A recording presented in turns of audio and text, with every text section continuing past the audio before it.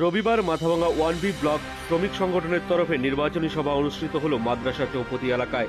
এদিনের সভায় উপস্থিত ছিলেন তৃণমূলের জেলা চেয়ারম্যান গিরীন্দ্রনাথ বর্মন, তৃণমূল শ্রমিক সংগঠনের জেলা সভাপতি পরিমল বর্মন, সাধারণ সম্পাদক আলিজার রহমান, ব্লক সভাপতি বিক্রম দত্ত প্রমুখ।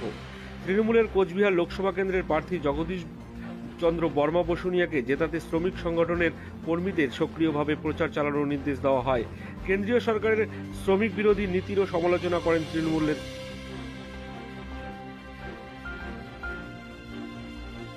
প্রত্যেক মা বোনদের অ্যাকাউন্টে 500 টাকা এবং 1000 টাকা করে দিয়েছিল। সেই টাকাটা কিছুদিন আগে ঘোষণা করেছে 1000 টাকা এবং 1200 টাকা কম দিবে। কোচবিহার জেলায় নিশ্চিত পাবনি।